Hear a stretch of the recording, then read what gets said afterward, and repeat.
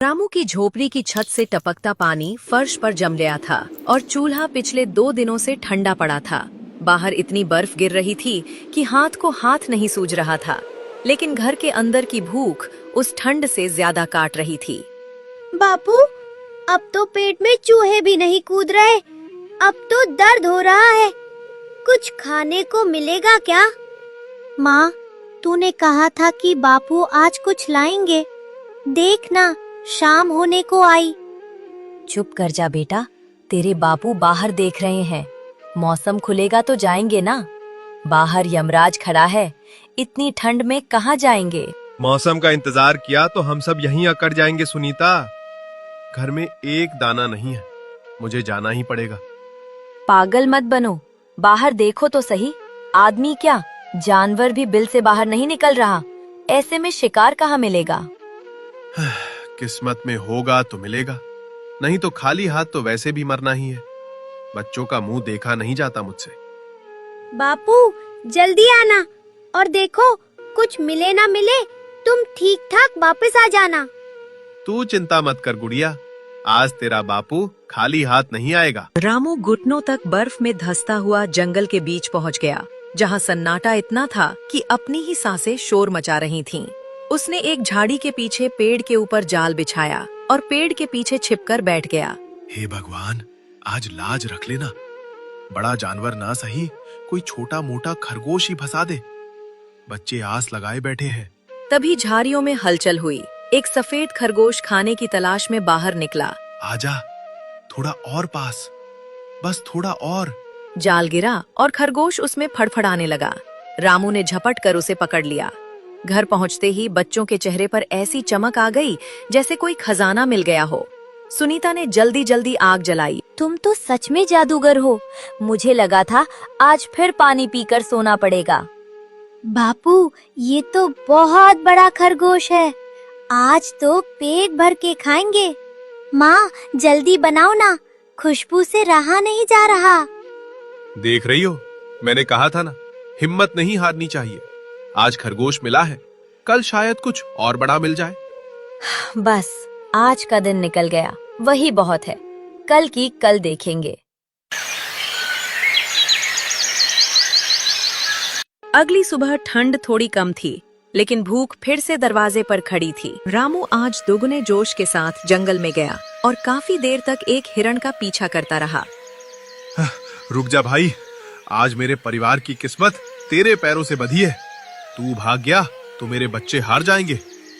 काफी मशक्कत के बाद रामू ने निशाना साधकर अपना कुल्हाड़ी फेंका और हिरण गिर पड़ा। शाम को घर में गोश्त भुनने की महक थी और बच्चे हंसी मजाक कर रहे थे। बापू, आज तो मजा आ गया। इतना खाना तो हमने त्योहार पर भी नहीं देखा। भगवान का लाख लाख शुक्र है। रामू, तुम सच में बहुत थक गए होगे। आज भरपेट खाओ और सो जाओ। थकान कैसी भाग्यवान, जब तुम लोगों को हंसता देखता हूँ तो सारी थकान उतर जाती है। लगता है अब हमारे दिन फिरने वाले हैं। बापू, क्या हम रोज ऐसे ही खाएंगे? हाँ बेटा, जब तक तेरे बापू के हाथ पैर चल रहे हैं तुम्हें भूखा नहीं रहने दूंगा। तीसरे दिन मौसम ने फिर करवट ली। बर्फीला तूफान इतना तेज था कि पेड़ भी कांप रहे थे। रामू जंगल में घंटों भटकता रहा, लेकिन एक चिड़िया भी नजर नहीं आई। ये क्या इंसाफ है? 2 दिन खाना दिया तो अब जान लेगा क्या? मेरे बच्चे इंतजार कर रहे होंगे। शाम ढलने लगी, अंधेरा छाने लगा, लेकिन शिकार तो दूर, किसी जानवर के पैरों के निशान तक नहीं मिले। लानत है मुझ पर। आज क्या मुंह लेकर जाऊंगा घर? बच्चे पूछेंगे तो क्या कहूंगा कि बर्फ खा लो। रामू खाली हाथ, झुके हुए कंधों के साथ घर में दाखिल हुआ। चूल्हा बुझा हुआ था और बच्चे उम्मीद भरी नजरों से दरवाजे की तरफ देख रहे थे। बापू आ गए। बापू! अरे, आपके हाथ में तो कुछ नहीं है। बापू, आज शिकार नहीं मिला क्या? कोई बात नहीं जी, तुम सही सलामत आ गए, यही बहुत है। बाहर देखो, कैसा तूफान है। सही सलामत? क्या करूं इस सलामती का? बच्चे भूखे हैं सुनीता। मैं एक बाप हूं और आज अपने बच्चों को खिलाने के लिए एक टुकड़ा नहीं ला पाया। कोई बात नहीं बापू, मुझे ज्यादा भूख नहीं है, मैं पानी पी लूंगा। मत बोल बेटा, ऐसा मत बोल।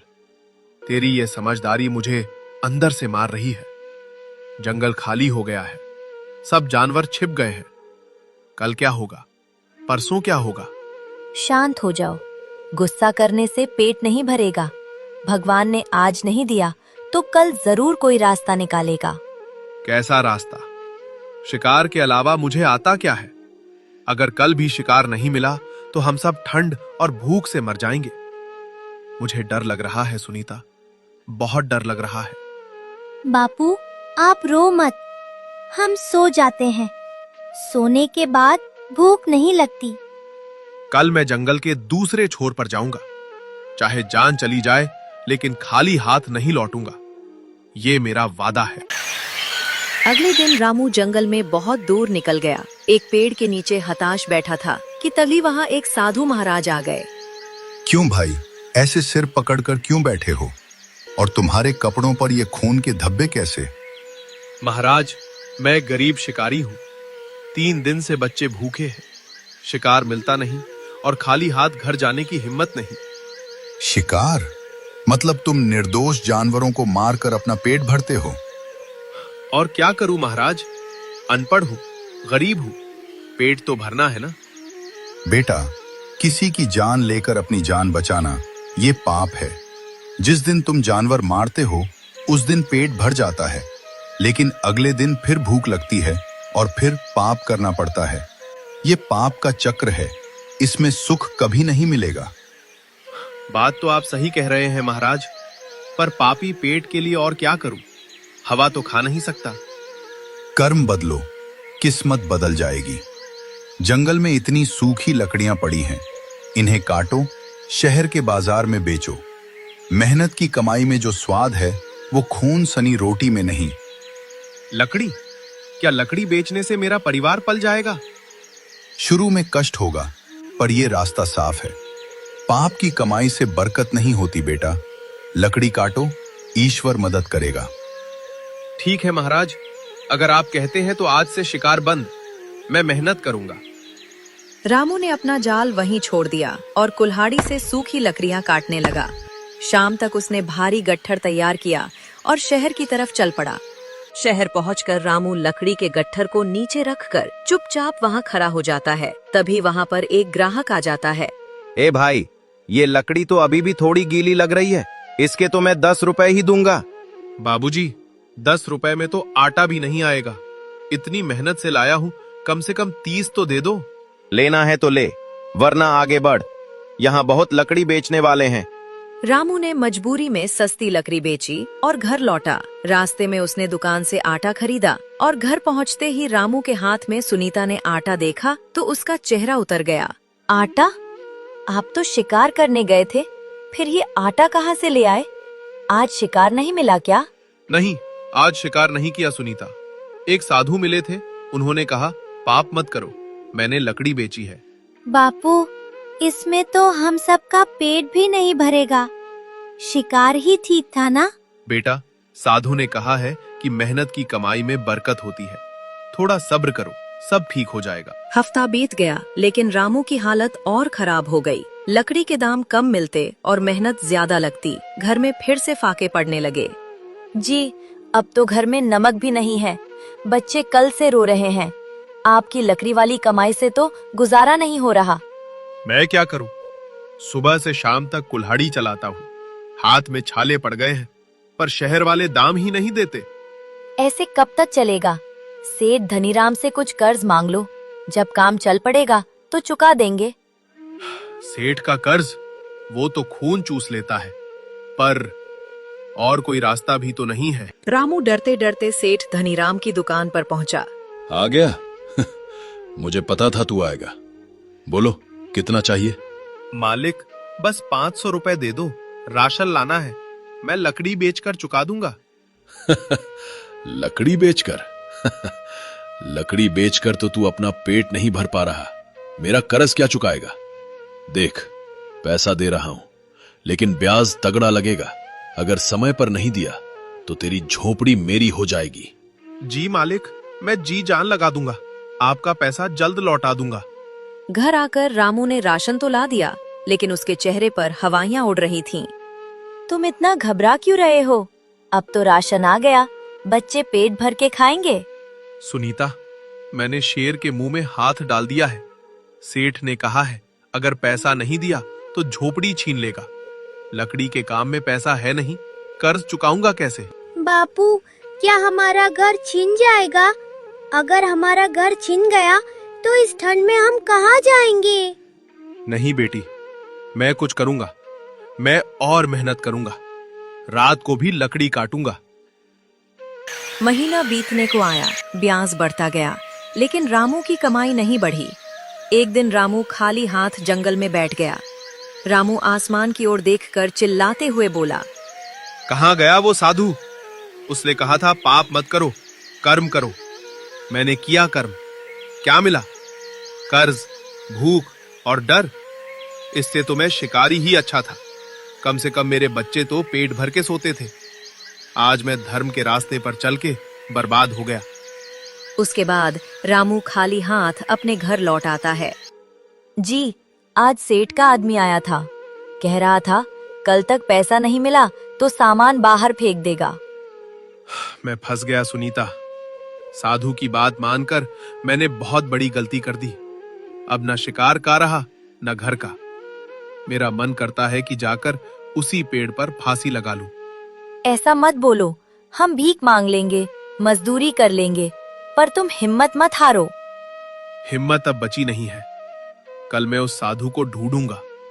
अगर वो मिला तो पूछूंगा कि उसने मेरी हंसती खेलती जिंदगी को नर्क क्यों बना दिया।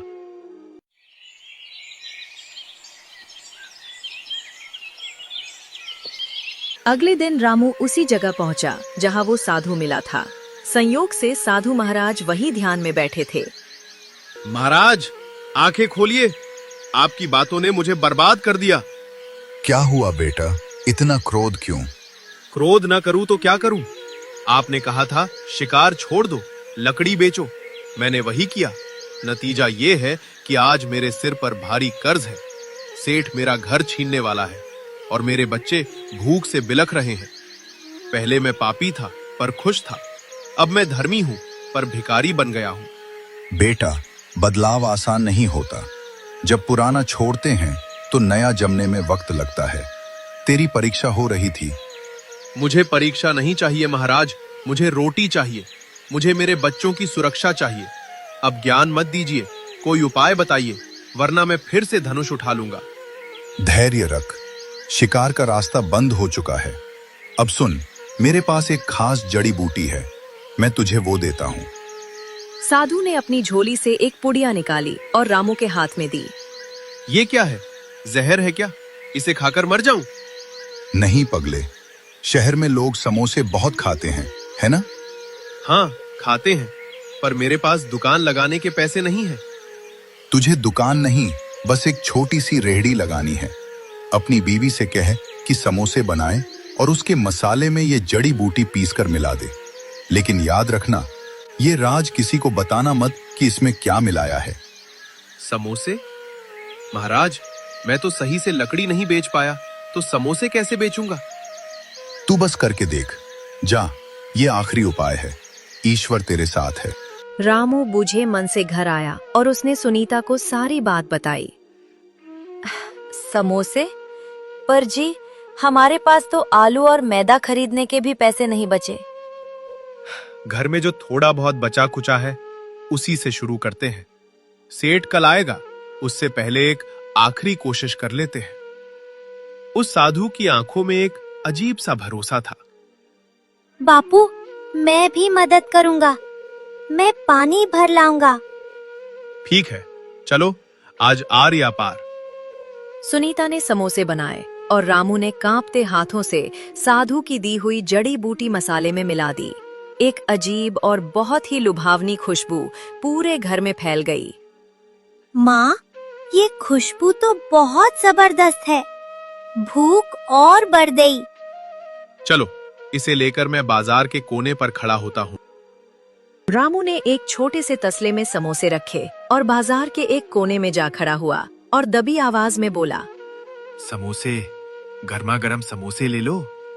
एक राहगीर रुका और बोला, बड़ी अच्छी महक आ रही है भाई, कितने का है एक समोसा? बाबूजी, 5 रुपए के दो। ला, खिला दे, देखूं खाने में कैसा स्वाद है। राहगीर ने जैसे ही पहला निवाला खाया, उसकी आंखें फैल गईं। अरे भाई, ये क्या चीज बनाई है? ऐसा स्वाद तो मैंने बड़े बड़े होटलों में नहीं चखा। 2 और दे जल्दी। देखते ही देखते वहां भीड़ लग गई। भैया, मुझे 4 पैक कर दो। अरे हटो, पहले मुझे लेने दो। भाई, इसमें क्या मिलाते हो? जादू है क्या? कुछ नहीं बाबूजी, बस घर का मसाला है। गरीब आदमी हूँ, क्या जादू करूँगा। महज 1 घंटे में रामू के सारे समोसे बिक गए। उसकी जेब सिक्कों और नोटों से भर गई। घर पहुंचते ही रामू ने पैसे सुनीता के सामने रख दिए। हे भगवान, इतने सारे पैसे! क्या सारे समोसे बिक गए? बिक गए? लोग तो छीन रहे थे सुनीता। साधु महाराज की पुड़िया ने कमाल कर दिया। लोग उंगलियां चाट रहे थे। बापू, अब हम सेठ का कर्ज चुका देंगे। हाँ बेटा, अब हम सबकी उधारी चुका देंगे। अगले कुछ दिनों में रामू की किस्मत पूरी तरह पलट गई। अब वो रोज ज्यादा समोसे बनाता और वो भी कम पड़ जाते।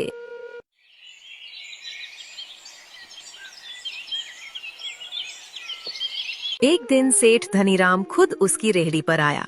क्यों रे रामू, सुना है तूने बहुत नोट छाप लिए हैं। मेरा कर्ज याद है या भूल गया? सेठ जी, मैं आपकी दुकान पर ही आ रहा था। ये लीजिए आपके मूल पैसे, और ये रहा पूरा ब्याज। गिन लीजिए। अरे वाह, मान गए भाई। सुना है तेरे समोसे बहुत मशहूर हो गए हैं, जरा हमें भी चखा। सेठ ने समोसा खाया और सर हिलाते हुए बोला, वाकई स्वाद तो है। जा, तेरा कर्ज माफ, अब तू आजाद है। घर में अब रोज त्योहार जैसा माहौल था। बच्चों ने नए कपड़े पहने थे। घर में राशन के बोरे भरे थे। देखो जी, आज हम कहां से कहां आ गए। उस दिन अगर तुम शिकार पर जाते तो शायद आज भी हम डर डर के जी रहे होते। सच कह रही हो। उस साधु ने सही कहा था, पाप की कमाई से पेट भरता है, मन नहीं। आज मेहनत की कमाई है और देखो कितनी बरकत है। जी, वो जड़ी बूटी खत्म हो गई तो फिर क्या करेंगे? अरे हाँ, मुझे साधु महाराज से और जड़ी बूटी लेनी होगी। मैं कल ही जाता हूँ।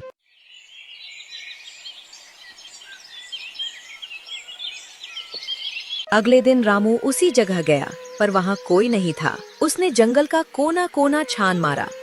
महाराज, ओ महाराज, आप कहाँ हैं? वहाँ एक चरवाहा अपनी बकरियां चरा रहा था। भाई, यहाँ एक साधु बैठते थे, देखा है उन्हें?